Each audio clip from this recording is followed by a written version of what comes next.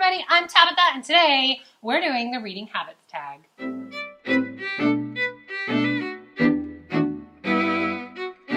So today's Reading Habits tag I originally saw on Ariel Bissett's channel, which of course I will drop in the description in case you want to see the awesomeness that is the original. But as soon as I saw this tag, I knew I had to do it. My reading habits have changed so much over the years. So today I'm going to focus on mostly how they are right now, but we're in the middle of a quarantine and we're working from home and schooling from home. So my habits are different. And I might talk a little bit about what they were before, but I don't know, maybe this will be a fun one to do again when I'm back to normal. But anyway, I knew I had to do this because reading is such a huge part of my life. So you know how tags work. I'm going to answer the questions each one at a time, and then if you want to take the tag and tell us about your reading habits, please do, and make sure you let me know you did it so that I don't miss your video. Okay, ready? Let's go. Question number 1. Do you have a certain place at home for reading? I do. Doesn't everybody? I have a couple that I rotate between. So basically on a typical day, I read a lot. So my favorite places at home for reading are probably, there's a spot on my couch that I like right there in the corner. I also have a rocking chair that I like. I have Adirondack chairs on my back porch. And sometimes if I'm eating or whatever, I'll read at like my kitchen table. So I have a lot of places at home that I really like to read. I don't particularly like to read in my bed. I notice a lot of people say, oh, I like to just read at night in bed. I don't, because then I get sleepy. So I typically like to sit up all the way. But yeah, I have a lot. I read a lot. I move a lot. A lot of places at home where I read. Question number 2. Do you use a bookmark or a random piece of paper? Oh, me? Bookmark. 100% bookmark. Seriously, I have a whole bunch of traditional bookmarks. I have a whole stack of them. But I also, like my favorite are those little magnetic ones that clip onto the page. Like this.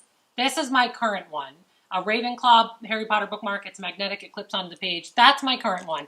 I am totally a bookmark person. I've never been a dog ear or like scrap of paper kind of person. And Ariel, I don't know how you just memorize page numbers. That is fantastic, and I'm totally jealous of you, but I can't do that. Bookmarks. Number 3. Do you just stop reading, or do you have to stop after a certain chapter or after a certain number of pages? So growing up, I was always a stop at the end of the chapter kind of person. It felt the most organized, I guess, and I was always a very organized person. But then I had kids, which means I get interrupted a lot. So now I'm sort of a read until I have to stop, and move on kind of person. Sometimes, like if I'm at home by myself and it's quiet, I will set a timer, especially if I'm reading a really good book, for like an hour, because otherwise I will lose, entire days to a really good book. So when the timer goes off, when the timer goes off, I'll just stop that paragraph or that page, put the bookmark on and move on. I have been known, especially on audiobooks, or if I get interrupted, to just stop like literally mid-sentence and hope that I remember later. So I don't know. I might be a monster. I'm not sure. Number 4. Do you eat or drink while reading? Yep, totally. There is not much around my house or in my life that I cannot also do while reading. I've like really mastered that skill. True bookworms have like mastered this skill. Like I can do anything while also reading. I have this cute little book stand that like props up my books so that I can have the book in front of me while I'm eating or whatever. I've also recently discovered audiobooks as a way of helping me really bring my multitasking to the next level. So if I have a book that's too heavy for my little book stand, or I'm too close to the end of it and it won't fit on the book stand, I'll listen to my audiobook while I'm eating or reading or whatever. Like seriously, I'm always reading. So yes. Question 5, multitasking. Do you listen to music or watch TV while you're reading? Okay, no. However, depending on the book, if it's good enough, I can absolutely block out anything the people around me are listening to. So if my kids are listening to music or watching TV or whatever, and the book's good enough, I can totally block them out. It doesn't bother me at all. There are those books, though, that require some serious focus. Like they have high-level vocabulary, or like they're just big thinker books. Like you have to focus on them. If I'm reading one of those, I have to go somewhere totally silent. I can't I can't even be around what other people are listening to or watching because it really distracts me. I can almost always listen to classical music though, so I think I just get distracted by the words. As long as it's classical and it's wordless, I'm usually good. Usually. Question 6. Do you read one book at a time or several at once? One book and one audiobook at a time. Usually. I have learned that I have a gift for keeping plots and characters like totally separate. They don't run together in my head. I also have noticed I kind of have a gift for I can pick up something in a series where I haven't touched the rest of the series in literally years. And within 10 pages, I'm right back into the series and it doesn't bother me. So my brain has something for keeping that separate, which is really great. It's like compartmentalizing. It's wonderful. So it doesn't confuse me to have multiple going at once. And in fact, as I'm answering this, I'm realizing I am currently reading one book, one audiobook, 4 beta books, and then editing one of my own. So I guess the correct answer would be several if you count betas. Yeah. Question 7. Do you read at home or everywhere? Everywhere. Like literally everywhere. If you have ever met me in real life, I am willing to bet you have seen me reading. Literally everywhere. Lunchrooms, in my car, on the subway, waiting for a hockey game, in the stands, waiting for a hockey game. Like I'm literally always reading. Yeah, everywhere. Question 8. Reading out loud or reading silently in your head? Like reading for pleasure, I read silently in my head.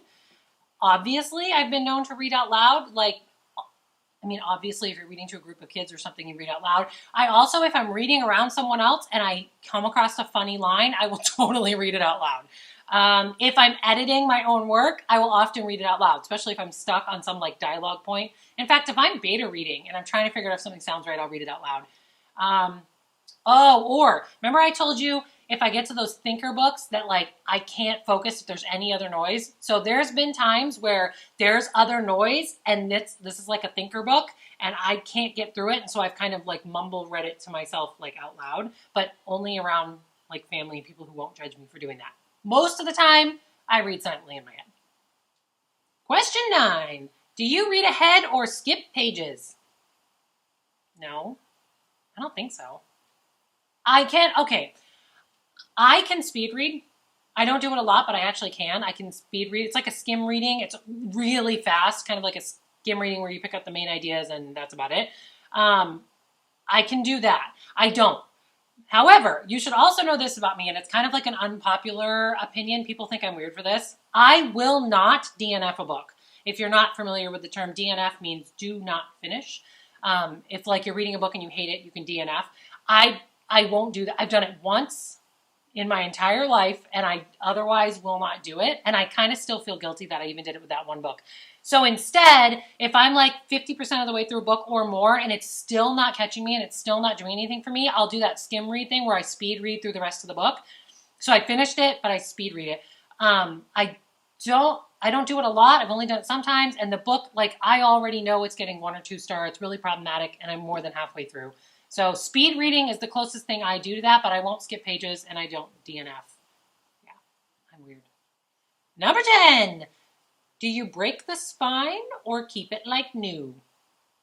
Okay, so I love that most books now that I'm reading, like, I don't know what it is. It tends to be the indies, but the trade publishing size is the one that I'm reading, and those spines, they don't really crack, which is great. They hold up. They're real durable. It's awesome. Okay, I have a funny story, though. When I was a teenager, see, I've made it this far without ever telling this story, but when I was a teenager, I was a little obsessive. Okay, I still am. And I knew spines were going to break, right? So you're reading paperbacks and the spines crack, and I couldn't stop myself from breaking them, right? Because I didn't want to hold it that way that hurts your hand, it like cramps your hand, because you have to hold it a certain way so you don't crack the spine. I didn't want to do that. So instead what I did was, my OCD was like next level. I would pick a page numbers, like multiples of 75, 150, right? And I would purposely break the spine when I got to that page. Like, so I get to page 75, break the spine. Get to page 150, break the spine. So it made for this like almost pretty like pattern in the spine being broken. And I was okay with that. I realize now when I think about that was like next level OCD, because I was, not only reading, but I was reading and thinking about page numbers and doing this math in my head and deciding whether it was okay to break it. And I was still hurting my hand by trying not to break it till I got to that page. It was ridiculous. I don't do that anymore. Now I just read it, and if it breaks, it breaks. And oh well. I have some that are so well loved, they've broken so many times, pages are like loose. But yeah, now I just read it, and if it breaks, it breaks. I am glad they're more durable now, so I can hold it without hurting my hand. I don't have to stress about it. Whatever. And finally, question 11. Do you write in your books? No. No. No. I do not write in fiction books or books that I'm reading for pleasure. I have written in like college textbooks or like books on writing that I'm reading.